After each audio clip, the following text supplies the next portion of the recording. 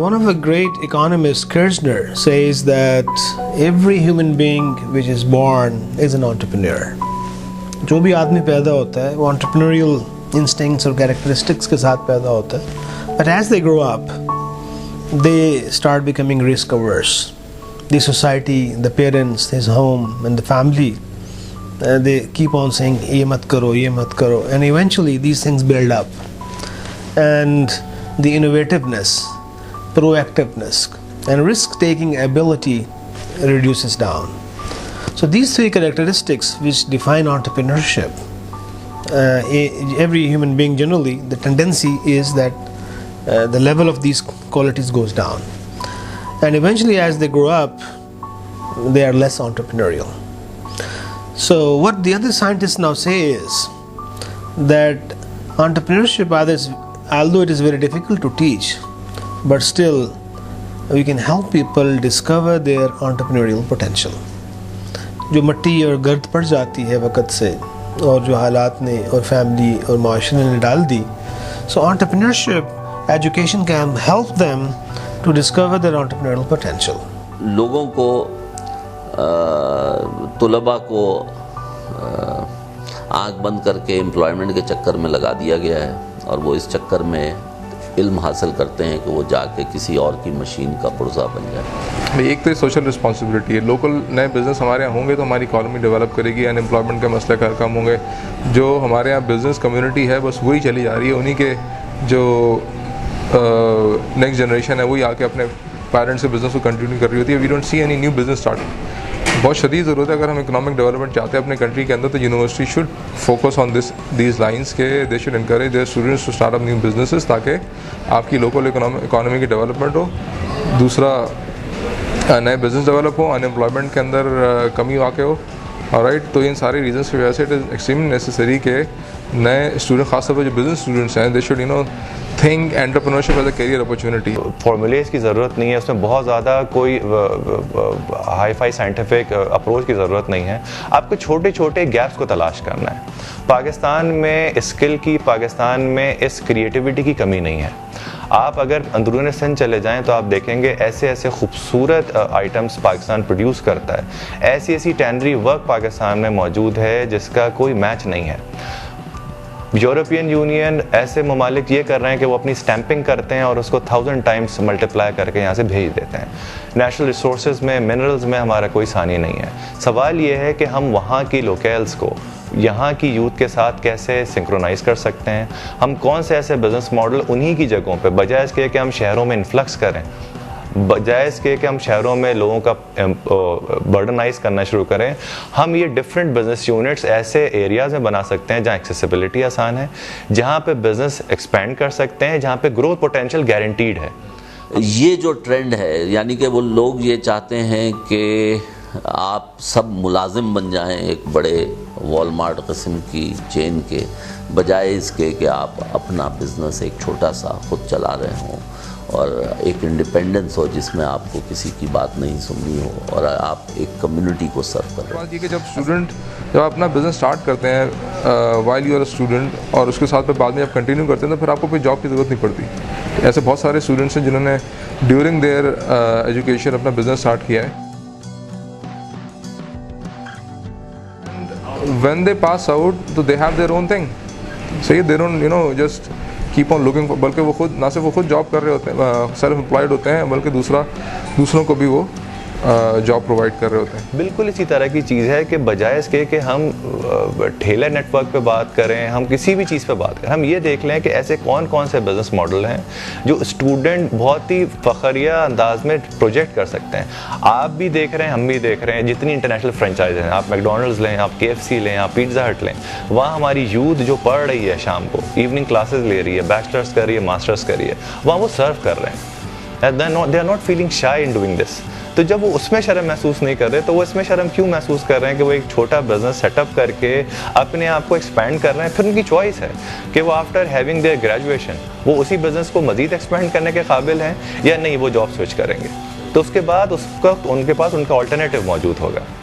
New businesses और entrepreneurship के हवाले से जो डोमिनेंट मॉडल्स हैं, दे typically talk about angel investor, that big wonderful idea, और फिर मूविंग इनटू वेंचर कैपिटल, और फिर वेंचर कैपिटल के बाद आप एक कंपनी बनाते हैं and then you sell it off and then that's how you become money, and you would like to do it for so many companies, जिसकी वजह से आप बनाते जाएं, बेचते जाएं, बनाते जाएं, बेचते जाएं। ये एक मॉडल आजकल काफ़ी पॉपुलर है, और उसके लिए कॉन्फ्रेंसेस हो रही होती हैं, वर्कशॉप्स हो रहे होते हैं, प्रोग्राम्स हो रहे होते हैं। जो स्टूडेंट्स हैं they have this apprehension in their mind कि यार हमें अगर अपना, मतलब जो स्टूडेंट बिल्कुल नए आते हैं उनके जहन में बैठा हुआ होता है कि unless we don't have a very huge innovative out of the box idea, ठीक है, और उस out of the box idea के ऊपर हम कोई बड़ा सा बिजनेस प्लान बनाएं, लंबी चौड़ी फोरकास्टिंग करें, फिर उसमें फिर फाइनेंशियल फिजिबिलिटी निकालें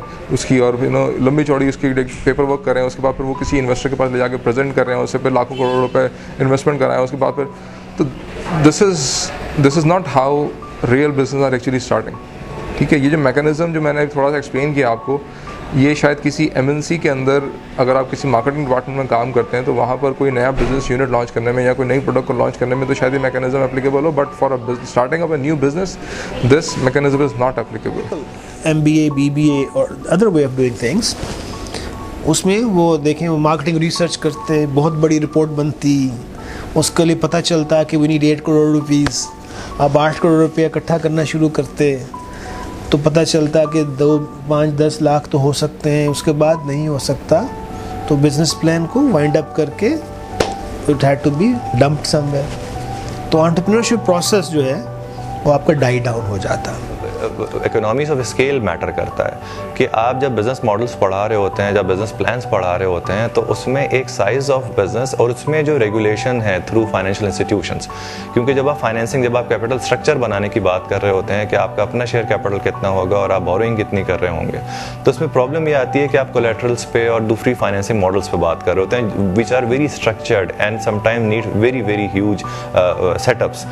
तो वहाँ पे जो हमारा यूथ है वो वहाँ से डिस्करेज होता है, वो ये कहता है कि ये बिज़नेस मॉडल मैं बना तो सकता हूँ, ये बिज़नेस प्लान मैंने बना तो लिया, बट मैं इसको प्रैक्टिकली इंप्लीमेंट नहीं कर सकता क्योंकि मैं इतना शेयर कैपिटल नहीं ला पाऊंगा, मैं ये फाइनेंसिंग नहीं करा पाऊंगा क्योंकि बैंक मुझे रिस्पॉन्ड नहीं करेगा, मेरी ऑडिट्स नहीं है, मेरी फाइनेंशियल इतनी स्ट्रांग नहीं है कि बैंक मुझे रिस्पॉन्ड करे। बैंक के लिए लीस्ट प्रायोरिटी है आजकल। अच्छा, बिजनेस प्लान ऑब्वियसली आप किसी छोटी चीज़ का नहीं बनाते हो, बिजनेस प्लान आप बनाते हो कुछ बड़ी चीज़ का ऑब्वियसली, ठीक है। अभी आपका कोई एक्सपीरियंस नहीं है, ऑलराइट, और एकदम से अगर आप कोई बड़ा सा कोई सेटअप एकदम से इस्टेब्लिश करने की कोशिश भी करें और वो कर भी लेंगे इसी तरह से आप, तो eventually you don't have absolutely no guarantee कि वो आप मैनेज कर पाओगे, ठीक है। जब आप मार्केट में फर्स्ट टाइम एंटर होते हैं तो you have to face lots of challenges, नए नए सरप्राइजेस रोजाना आपको फेस करने पड़ते हैं, तो जितना बड़े सेटअप के साथ आप बैठोगे उतने बड़े बड़े सरप्राइजेस आपको मिलेंगे, ठीक है, तो you will not be able to handle them. Business plan basically it's in a way I would say it is a dichotomous, ये इसका एक बिल्कुल एंटरप्रेन्योरशिप के जो माइंडसेट है, it is totally against that actually, because when you make a business plan you again start thinking the MBA way of doing things. You start thinking big, marketing research, strategy, segmentation, positioning, then you come up with your business model, then you look at the finances, तो business model तो बन गया, तो the point is कि जो आपने पहला कदम उठाना है वो कब उठाएंगे, you will be bogged down, you will be resource requirements will be so heavily put on your head that you can't take a single step. So business plans in a way they discourage a lot. पहला reason तो ये है कि जब आप business start करने जा रहे हैं तो आपको कोई एक्सपीरियंस नहीं है, अभी you are doing it for the first time, ठीक है। अच्छा, अभी आपको मार्केट का नहीं पता, अभी आपको नहीं पता कि क्या ट्रेंड चल रहे हैं मार्केट के अंदर, और अगर आप कुछ अज्यूम कर भी लेंगे कि जनाब ये कुछ इनोवेटिव कोई आइडिया है आपके पास, तो you have absolutely no idea, no way to confirm कि वो आइडिया वाकई वर्क करेगा ही नहीं करेगा, unless you are there sitting in the market और एक्सपीरियंस कर रहे हैं पूरी सिचुएशन में। हम जब इर्द गिर्द पाकिस्तान में देखते हैं तो हम यहाँ देखते हैं कि वो बिजनेसेस सक्सेसफुल हैं जो छोटे से शुरू हुए, 1-2 लोगों से शुरू हुए, इंसान ने खुद शुरू किया और फिर उसके ऊपर वक्त लगाया, टाइम लगाया, सीखा, और एक लर्निंग कर्व है जो एस कर्व कहलाता है लर्निंग का, वो ख़ास तौर पर एंटरप्रेन्योरशिप के लिए जो 3, 4, 5 साल लगते हैं, जिसके अंदर before the thing matures, you get the understanding of the field and then you eventually start growing. और उसके लिए फैंसी आइडियाज़ चाहिए होते हैं वो, लेकिन वो फैंसी आइडिया प्री रेक्विजिट नहीं है। हमने जो अभी तक सक्सेसफुल बिजनेस रन किए हैं उसमें कैपिटल साइज कोई भी 3 लाख से ऊपर नहीं है। मिनिमम साइज़ हमारा 30,000 से 50,000 है। ये वो साइजेस हैं जो आराम से मैनेज हो सकते हैं और हमने कोशिश, ये 3 लाख में भी हमने कोशिश ये की और जो अल्हम्दुलिल्लाह बहुत तेज़ी से एक्सपेंड भी हुआ है, उसमें कोशिश ये की है कि 4 या 5 यूथ का एक म्यूचुअल फंड बनाएं ताकि बर्डन शेयर हो और एक सिक्योर जो सेफ्टी स्टॉक जिसे आप कहते हैं, एक सेफ्टी इन्वेस्टमेंट आपके पास मौजूद हो कि कल को खुदा ना खास्ता कोई चीज़ ऐसी हो गई जो कि अनफोर्सीन थी, कंटेंजेंट हो गई, जिसको आप ले नहीं पाए, तो उसकी वजह से आपका बिजनेस एब्रप्टली बंद ना हो जाए। This is what we call the bird in hand principle. The bird in hand principle says that you start with what you have. And so what he had, he started with that, with the money from his mom and dad and kitchen, and his own thing which he had was his skills. The most important thing which is required at the very beginning is number 1 your contacts, कि जितना बड़ा आपका network होगा, जितने बड़े आपका circle होगा, उतनी ज़्यादा अपॉर्चुनिटी है कि आप बिजनेस को स्टार्ट करने का कुछ सोच सकें। The rule in entrepreneurship is called the affordable loss principle. The affordable loss principle is that you invest as much so that loss due to which can be afforded. So his affordable loss was very less actually. In his case, maybe few hundreds, or because the only affordable loss was he could afford the loss actually. The ingredients, the recipe, अगर वो खाना अच्छा नहीं बनता तो ज़ाया हो जाएगा, तो उसकी रेपुटेशन ऑफ कोर्स स्टेक पर होगी, लेकिन उनको पता है अभी तो थाईलैंड से आया, गलत भी बन गया तो कोई मसला नहीं है। So his affordable loss is in a way minimal. तो the methodology is very simple, unlike it is believed, conventionally believed. Methodology ये है कि you start with baby steps, ठीक है, ऑर्गेनिकली ग्रो करें, उतने पाँव फैलाएं जितनी आपकी चादर है। उस कैपिटल एसेट के बजाय इन्वेंट्री पे बहुत फोकस होता है इस बिज़नेस मॉडल में, जिसमें कोशिश ये है कि आपका जो फिक्स एसेट है वो फिक्स एसेट को जल्द से जल्द डिप्रिशिएट भी आप कर जाएं तो आपको प्रॉब्लम ना हो, लेकिन अगर आपकी इन्वेंट्री मैनेजमेंट अच्छी है तो वो रोज़ाना के हिसाब से आपको मल्टीप्लायर इफेक्ट दे रही है, वो आपको रेवेन्यू जनरेशन के मौके दे रही है कि आप रोज़ ये देख पा रहे हैं, क्योंकि आप बिल्कुल एमेच्योर हैं, आपको भी बिज़नेस के निटी-ग्रिटीज़ नहीं पता, law and order situation Pakistan की आपके सामने है, तो वो ये कोशिश करे कि मैं अपने बहुत बड़े सेटअप पे परेशान ना हूँ, बल्कि मैं अपनी इन्वेंट्री को रोज़ बेच के रोज़ ये देख लूँ कि आज मैंने इतना रेवेन्यू मार्जिनली बढ़ा लिया। In the beginning you have to learn कि वो वैल्यू चेन किस तरह से काम करती है, alright, you have to learn कि उस पर्टिकुलर मार्केट के अंदर जब आप इंटरेक्ट करते हैं अपने पोटेंशियल क्लाइंट्स के साथ तो किस किस्म के चैलेंजेस आपको फेस करने पड़ते हैं, तो ये लर्निंग ज़्यादा इंपॉर्टेंट है आपके लिए, इररिस्पेक्टिव ऑफ द फैक्ट कि आप क्या चीज़ सेल कर रहे हैं और वो कितनी कन्वेंशनल है या कितनी आउट ऑफ द बॉक्स है, it doesn't really matter. And the third principle is the lemonade principle. The lemonade principle is that when nature gives you lemon, you make lemonade. तो अब हुआ ये कि जब उनको बर्थडे पे बुलाया गया तो वहाँ पे और लोग आए, तो वहाँ एक अपॉर्चुनिटीज़ की एक नई दुनिया खुल गई, तो उनको लेमन मिला, उन्होंने शिकंजवी लेमनेड बना लिया। सो एंटरप्रेन्योरशिप थ्योरी ये कहती है don't get bog down, maybe आपका आइडिया कहीं से कहीं निकल जाएगा, so you look at that from an opportunity perspective. अच्छा, अब आपको अंदाज़ा हो गया कि भाई कौन सी चीज़ कहाँ से मिलती है, कौन कितना तंग करता है उस पूरे प्रोसेस के अंदर, क्लाइंट्स की क्या शिकायतें हैं, क्या मुश्किलात हैं, उनको किस तरह टैकल किया जाता है, and you are aware of the entire value chain. सही है, सप्लाईज कहाँ से ली, किस तरह से प्रोसेस किया, किस तरह से पैकेजिंग की, किस तरह से उसको डिलीवर किया, किस तरह से कस्टमर्स को हैंडल किया, कस्टमर की शिकायतों को किस तरह से हैंडल किया, अब आपको एक्सपीरियंस हो गया। अब आप ये देखें कि उस पूरी चेन के अंदर कहाँ पे इम्प्रूवमेंट की गुंजाइश है, ऑलराइट, अगर लेट्स सपोज मार्केट में 10 लोग और आपकी तरह के काम कर रहे हैं, ऑलराइट, तो how can you actually make yourself different from those 10 people, ठीक है। Now you can think of something innovative because you are aware, आप पानी में कूद चुके हैं, आपको अंदाज़ा है कि जनाब क्या काम किस तरह से होता है, किधर कहाँ पे लूप होल्स हैं सिस्टम के अंदर, कौन सी चीज़ को इम्प्रूव किया जा सकता है, कस्टमर्स की क्या रिक्वायरमेंट है, क्लाइंट्स की क्या रिक्वायरमेंट्स हैं, पेमेंट की किस तरह से की जानी चाहिए, किस तरह से नहीं की जानी चाहिए। आप कोई भी फील्ड लें, आप काम स्टार्ट करें और उस काम के अंदर जब आप डेप्थ में जाते जाएंगे, आप इंक्रीजिंग डेप्थ में जाएंगे, चीज़ें खुलती जाएंगी, हिजाब उठते जाएंगे, असरार खुलते जाएंगे, तो उठते हैं हिजाब आखिर, खुलते हैं हिजाब आखिर, तो जब वो पर्दे हटते हैं तो फिर देन यू रियलाइज कि where you can actually make an impact and create an impact. Idea without knowledge of the ground is useless. करने की कोशिश की. अच्छा, ना दोज गैप्स और उन गैप्स के लिए जो आपने सोल्यूशन ढूंढा है, अब वो आपकी डिफरेंशिएशन बन सकते हैं. ठीक है, now you are doing that innovative thing, nobody else is doing that. तो फिर आप उस डिफरेंशिएशन के बेसिस के ऊपर अपनी फिर क्लाइंट को और दूसरी उनको फिर आप कैच कर सकते हैं. There are so many ideas spread all around us. आप वेबसाइट्स पे चले जाएं, हर जगह बहुत सारे आइडियाज हैं, लेकिन वो ideas do not make sense unless they are rooted in experience and their foundation is firmly implanted on the ground. The most important thing which is required at the very beginning is number one, your contacts. ठीक है, जितना बड़ा आपका network होगा, जितने बड़े आपका circle होगा, उतनी ज़्यादा अपॉर्चुनिटी है कि आप बिजनेस को स्टार्ट करने का कुछ सोच सकें.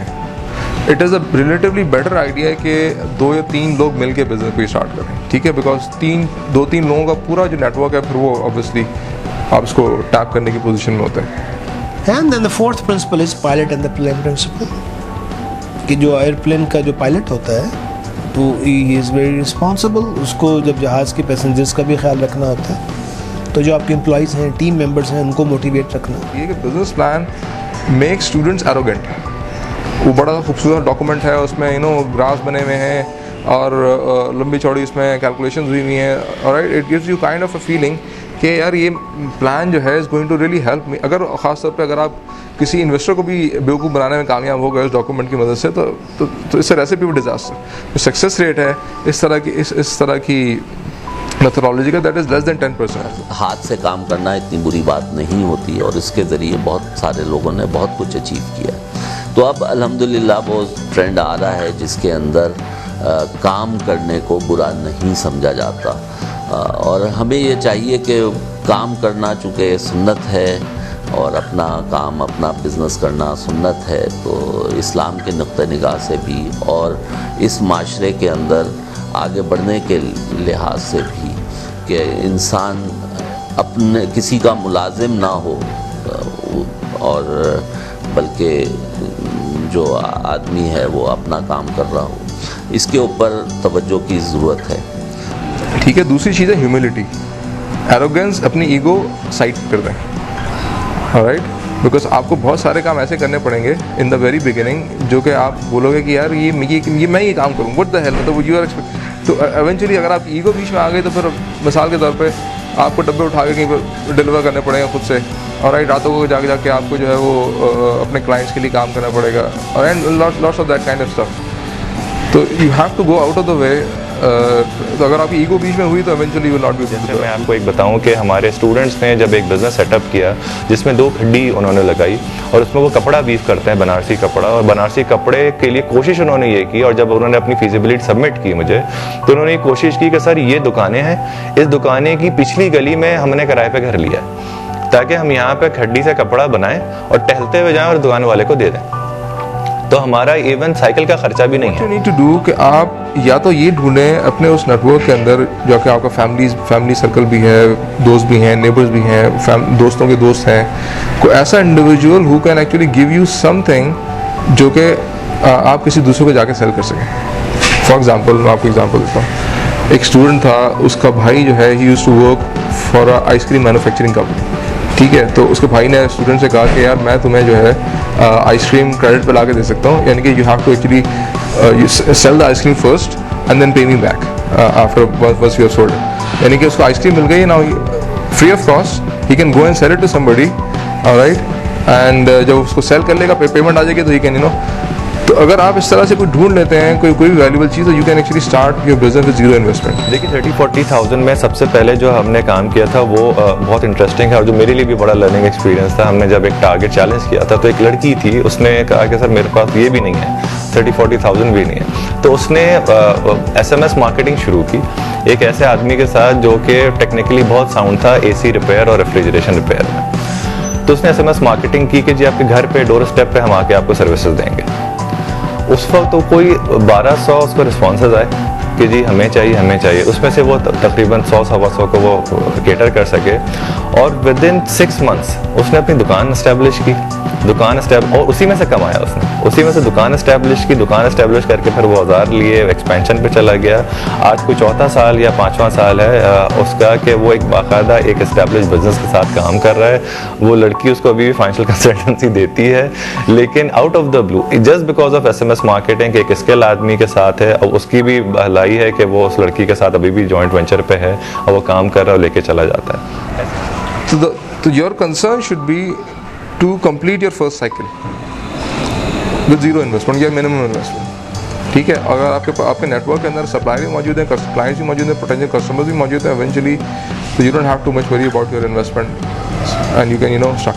तो your first concern should be to make your first sale, satisfy your first customer। और जो पहला आपका कस्टमर होगा जिसने जो कि आपसे खुश हो जाए, he'll become your salesman। ऐसे कई ऐसे मॉडल्स हैं। मैं आपको बताऊं, एक और था जो कि फ्रेंच फ्राइज़ के हिसाब से मैं आपको बता रहा हूँ। यूजुअली हम डोनेट कर देते हैं, रमज़ानों में ज़्यादा हम करते हैं, लेकिन उसने काम एक ज़बरदस्त ये किया कि फ्रेंच फ्राइज़ पे डिफरेंट सॉसेस रख दिए, और वो सॉसेस के साथ कोशिश ये की कि वो जो सॉस बनाता है वो उस वक्त उसको डिस्प्ले करे कि वो सॉस कितना हाइजीनिक है। क्योंकि यूजुअली ये होता है कि पेरेंट्स अपने बच्चों को उस तरफ नहीं ले जाते कि नहीं यार ये हाइजीनिक नहीं है, थोड़ा सा गंदा एनवायरनमेंट है ये। तो उसने ये कोशिश की कि वो सॉसेस को ज़्यादा फोकस करता है कि जी जो सॉस, और जो ये मैं घी ले रहा हूँ, क्योंकि वो बार बार ये आवाज़ लगा रहा होता है कि जी जो मैं ये घी यूज़ कर रहा हूँ, जो तेल जिसमें मैं फ्राई कर रहा हूँ इसको, ये आप देख लें ये इस वक्त है, आप इसको चेक करा सकते हैं। आप वो चीज़ें का भी उसको पता है, उसने 4 टेस्टिंग लैब्स के नाम याद रख लिए। तो वो जब अपने आप को सेल कर रहा होता है तो वो लोग एक थोड़ी देर को खड़े होकर सुनते हैं कि बोल क्या रहा है, कि आप HEJ लैब में जाके मेरा ये घी तेल चेक करा लें जिसमें मैं अपने फ्राइज़ को तलता हूँ, और आप ये मेरा सॉस चेक करा लें और ये देख लें। वो एक सर्टिफिकेट भी उसने अपने पास रखा हुआ है, खुद उसने अपना प्रोडक्ट टेस्ट कराया है इसके नाम से कि जी ये बिल्कुल ठीक है।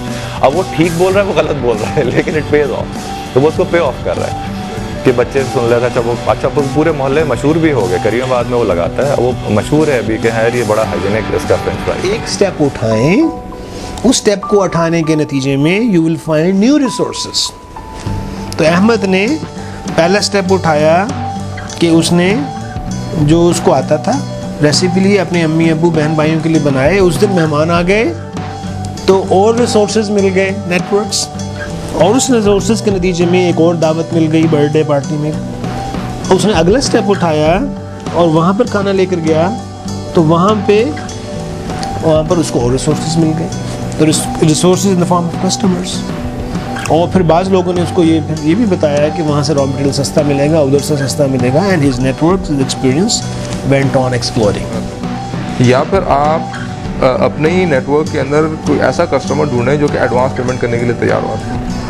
फॉर एग्जांपल एक स्टूडेंट ने एक फेसबुक का पेज बनाया, उसने कहा कि मैं डिज़ाइनर क्लोथिंग जो है वो मैं आपको करके दे सकता हूँ। कुछ डिज़ाइन उसने पोस्ट कर दिया, उसमें पिक्चर्स वगैरह, जो उसके दोस्त यार थे उन्होंने उसको ऑर्डर कर दिया और एडवांस पेमेंट भी कर दिया। और एडवांस पेमेंट का मतलब है कि नाउ यू हैव कैश, जो कि आप फर्दर उसको यूज़ कर सकते हैं। एडवांस पेमेंट आई, उसने प्रोडक्ट मैनुफैक्चर कराई, स्टिचिंग करवाई, प्रॉपर जो भी रिक्वायरमेंट थी उसकी उसने फुलफिल की। उसके बाद फिर प्रोडक्ट बना के उसने service the.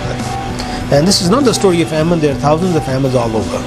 If you go to United States, Germany, Japan, all of these people were amazing. They went through this effectuation way of doing things, the organic way of doing things. Maybe at Procter & Gamble, they were used to sell soap. Bicycle पर साबुन बेचते थे।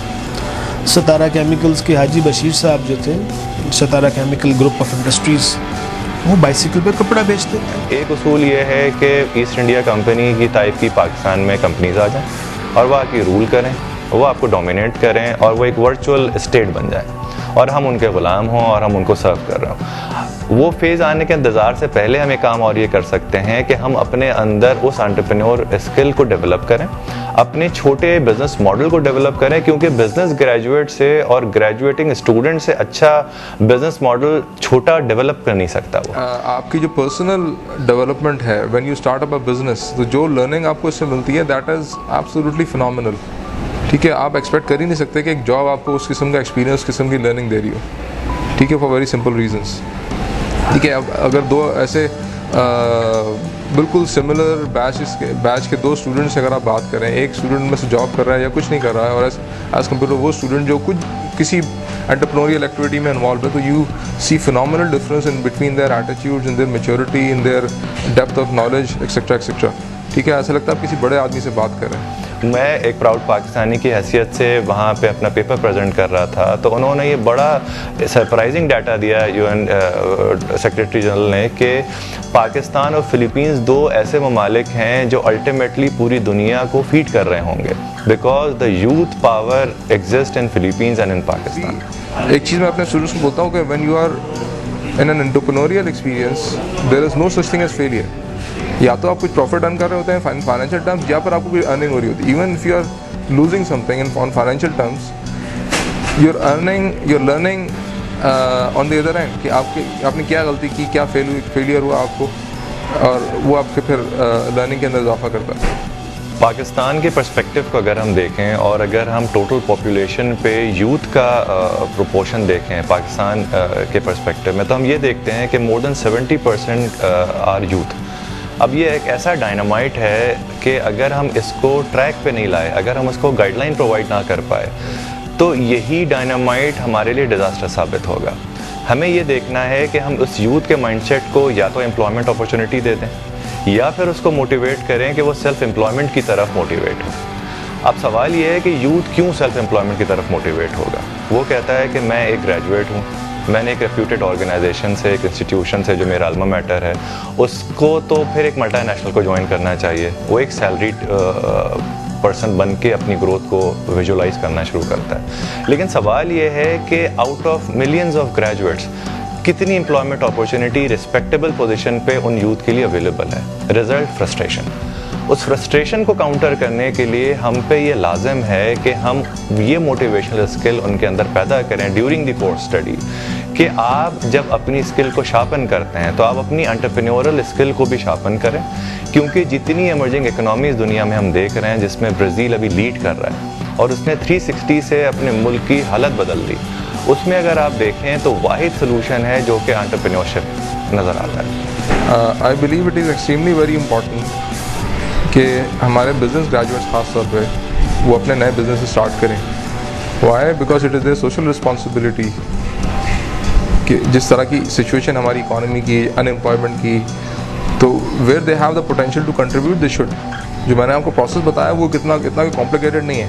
If you not a philosopher, I repeat, if you not a philosopher you can start up your own business, that is the only requirement. सही है? अगर आप फलसफी हैं तो फिर ठीक है, आप रिसर्च में चले जाएं, आप साइंटिस्ट बन जाएं, आप कोई दूसरा काम कर लें, ठीक है। But if you not a philosopher you have the potential to start up your own business. सही है? अनफॉर्चुनेटली जो कन्वेंशनल मेथोडोलॉजी, बिजनेस प्लान और ये बड़ी बड़ी इन्वेस्टमेंट और इतना सारा पैसा दिस एंड दैट, इस मेथोडोलॉजी ने बहुत सारे, बल्कि मेजॉरिटी ऑफ द स्टूडेंट्स जिनसे भी बात करो ना, बोलते सर वो तो हम कर ही नहीं सकते, हमारे पैसा नहीं है, हमारे पास ये नहीं है। तो it has discourage majority of the students to actually move into, वो चाहते हैं करना है, वो चाह भी रहे होते हैं, बट वो उनके ध्यान में बैठा होता है कि नहीं ये हमारे पास इन्वेस्टमेंट नहीं होगी तो हम कुछ कर नहीं सकते। ठीक है, तो इस we need to unlearn this thing. Alright, जो रियल मैकेनिज्म है जिसके ज़रिए वाकई स्टूडेंट्स, बहुत सारे स्टूडेंट्स कर रहे हैं ऑलरेडी, बिजनेस स्टार्ट कर रहे हैं, वो बड़ा सिंपल है। Anybody can actually start. ठीक है, and we must, because it is our responsibility. हमें अपना खुद भी फ़ायदा होगा, हमें अपनी डेवलपमेंट भी होगी उस मैकेनिज्म के जरिए, और eventually will be able to give back to the society as well.